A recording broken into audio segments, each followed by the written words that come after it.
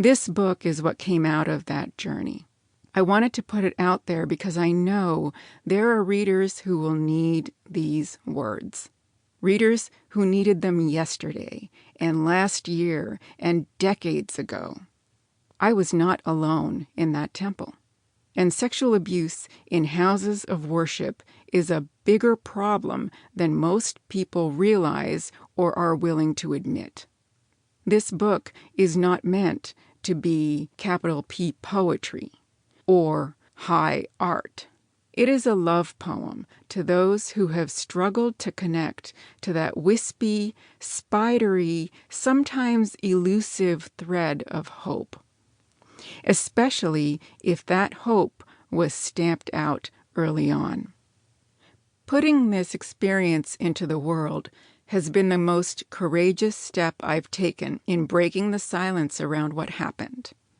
I worried about the whatabouters and the yeah butters, those who wonder why survivors don't speak up sooner.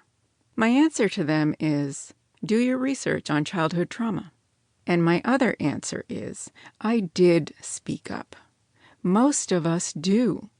Our bodies and behaviors scream, I was hurt, in so many ways that have become normalized in our fractured and traumatized world.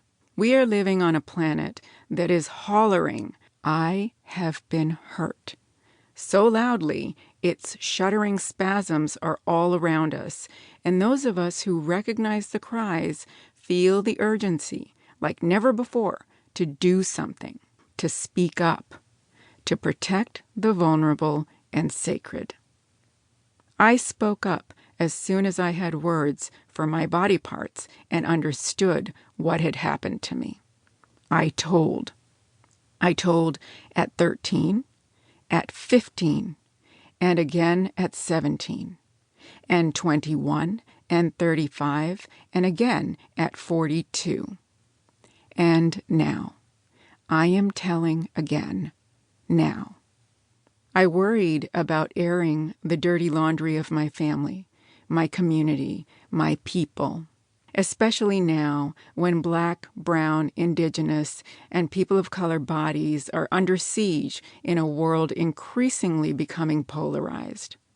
But being a survivor of childhood sexual abuse by trusted religious leaders is a whole other beast. It is beyond race, ethnicity, and culture. It puts me right alongside the child victims of the Catholic Church, the Southern Baptist Church in the U.S., the Anglican Church in the U.K., and the increasing accounts of child sexual abuse by trusted religious leaders. And I believe childhood sexual abuse in a religious context is an obvious outgrowth of a corrupt, twisted, and dying system that is based on the unquestioned power of patriarchy, misogyny, capitalism, and imperialism. This is not unique to any one religion. It is a global epidemic that is killing off the very planet that sustains us. Childhood sexual abuse attacks you at your core, your hope, your faith. And it grooms you to be the perfect, quiet victim. It makes you think you did something to bring it on.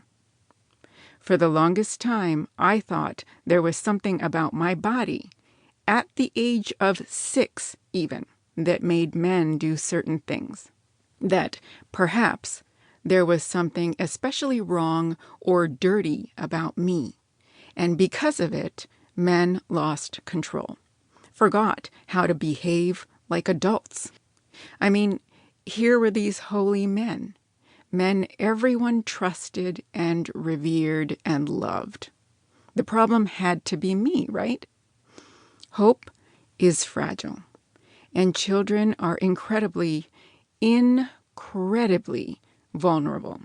I didn't understand that fully until I worked with a very special therapist in my 40s, who was partly the inspiration for the therapist in this book. She would say it in every single session. Neesha, children are so unbelievably, incredibly vulnerable.